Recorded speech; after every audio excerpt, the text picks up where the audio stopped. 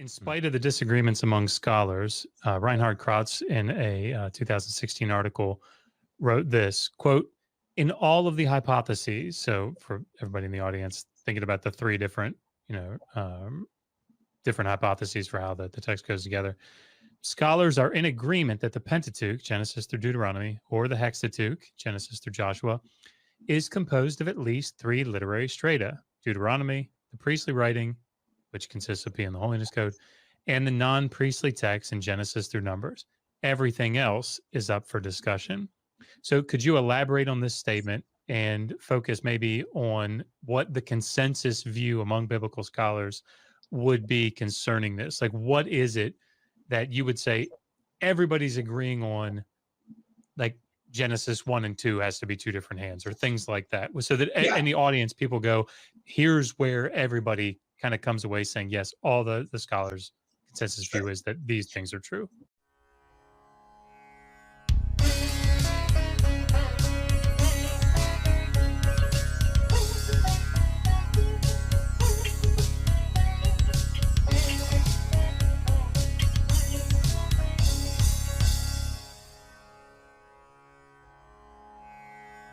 So Kratz is pretty much right. I'll leave Joshua out of it, just because it's a complicated extra thing.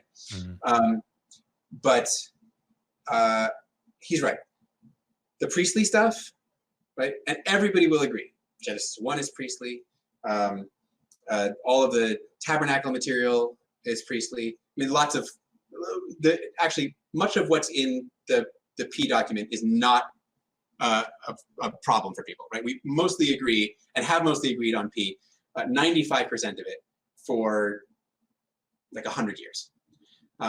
Little bits in the edges here and there. Now, how late P is, how early P is, how the original priestly document and whether there's later priestly stuff. There's all sorts of conversations about that.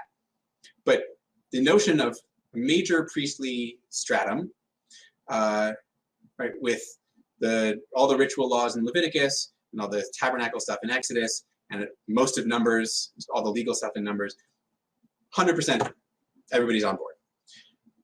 The existence of a Deuteronomic source that comprises the majority of the book of Deuteronomy, if not all of it, everybody agrees on that too.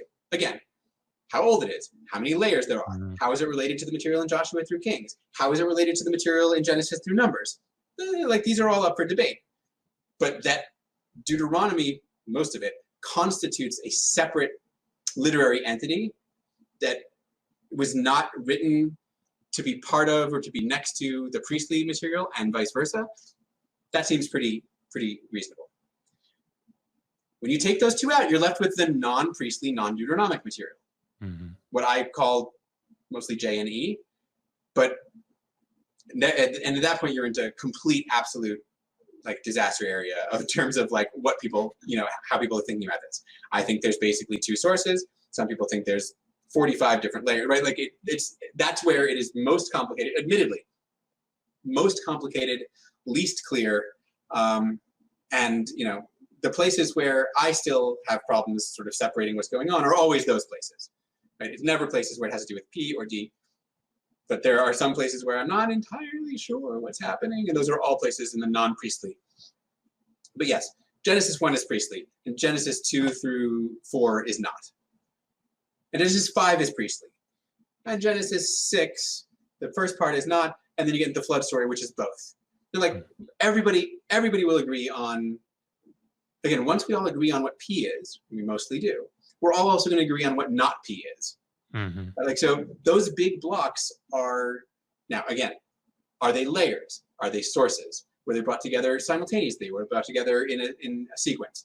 Or is there some material that precedes the compilation of these texts? Is there some that comes after, right? There's all sorts of, movable parts.